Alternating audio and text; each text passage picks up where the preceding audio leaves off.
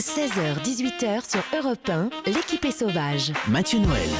Nous sommes toujours avec Karim Rissouli qui présente ses politiques chaque dimanche sur France 5. Karim qui joue ce soir les arbitres dans l'équipe est sauvage, la grande battle des journalistes d'Europe 1 qui se mettent sur la gueule au service de votre érudition.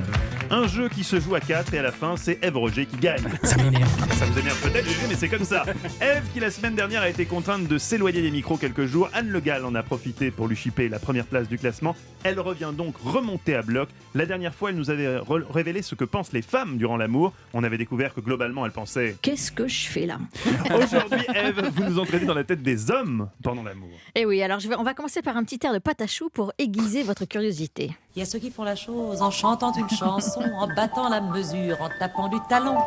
Voilà, j'espère que tout le monde autour de cette table a compris ce qu'était la chose, avec plein de compris. O dans la bouche. Oh, le Oui, regard alors... luisant de Karim Rissouli, je crois que notre invité a compris. Alors donc, à quoi pensent les hommes pendant l'amour ? On va commencer tout de suite avec un témoignage. Nous l'appellerons David, beau gosse hétéro, la trentaine, grand, blond et musclé, m'a dit Benjamin Lévesque. Grand bon, elle a dit. Grand bon, ouais, j'ai entendu. Déjà. Oui, l'inconscient déjà. C'est Benjamin Lévesque qui me l'a dit, puisque c'est lui qui lui a posé la question lors d'une soirée. Je vais te surprendre, c'est que moi, quand je fais l'amour à une femme, le plus important, c'est le plaisir de ma partenaire. Je sais qu'il y a un mois, il y a une femme qui était comme ça. J'y allais doucement parce que c'était pour moi de la douceur avant tout. Mais non, elle voulait quelque chose d'un peu plus violent, un peu plus rentre dedans. Et c'est elle qui m'a demandé de lui mettre des fessées, etc. Et je me suis adapté en fonction de ce qu'elle voulait. Parce que moi, je suis satisfait quand cette demoiselle est satisfaite.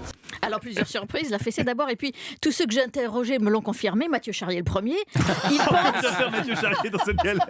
Il pense, mais c'est vrai qu'il pense avant tout à leur partenaire, à leur plaisir et à son plaisir. C'est vrai que c'est pas toujours facile de faire jouer une femme, mais pourquoi tant de générosité ? Surtout J'étais pour Mathieu Charrier. assez surprise, ce désir de faire plaisir du côté des hommes. Et vous allez voir le décryptage de la sexologue Catherine Blanc est un peu moins à leur avantage que ce qu'on aurait pu croire. Les hommes sont assez préoccupés du plaisir féminin, mais c'est-à-dire de leurs propres compétences à faire jouir. Évidemment qu'ils cherchent tous azimuts où est-ce qu'ils pourraient avoir un écho de leurs compétences.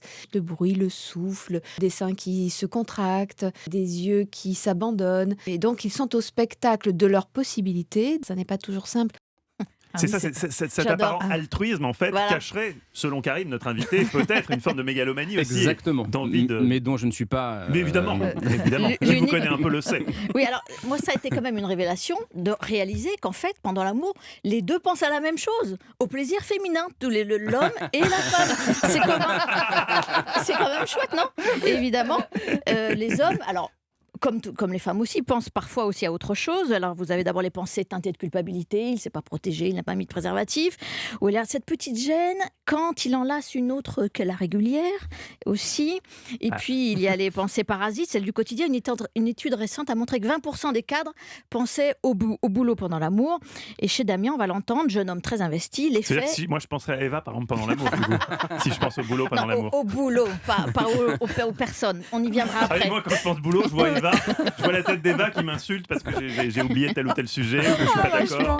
Donc là, franchement, là, pendant l'amour, ça va être compliqué. Vous allez voir, chez Damien, penser au boulot, ça a un effet très radical. J'étais rentré d'une journée de travail particulièrement harassante et il a fallu qu'à un moment donné, au moment où on changeait de position, j'ai repensé à ce que mon patron m'avait dit, une réflexion, et donc ça m'a directement cessé toute envie. Voilà. Damien, ne changez plus jamais de position. Il n'y a pas besoin. Restez dans la même position. Évidemment, il faut remonter en selle. Et pour ça, c'est bien dit, Ève. Et pour ça, parfois, on convoque quelques fantasmes. C'est vrai qu'en retour de soirée, des fois, il m'arrive de penser à des fantasmes tels que des films pour adultes, voilà, des actrices de films pour adultes, quand je suis éméché, effectivement. Donc vous avez compris, seulement quand il a bu. Le reste du temps, il pense au mais plaisir de sa partenaire. On ne pense jamais à des actrices de films pour adultes quand on n'est pas éméché. Ça viendra à l'idée de personne, évidemment.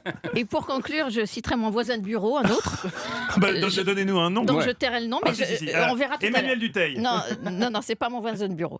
Il y en a deux, non ? Il m'a dit juste avant de venir, quand je lui ai dit à quoi pensent les hommes pendant Nicolas l'amour. Caro. Alors, je vous le dirai après. Ah, voilà. Écoutez la citation. Quand c'est ta maîtresse, tu te dis, faut que je me retienne. Non, tu te dis, faut que je me retienne. Quand c'est ta femme, tu te dis, faut que je bande. Je donne mes points à Ève Roger. Pour quelle raison ? Parce qu'elle a fait une enquête maison.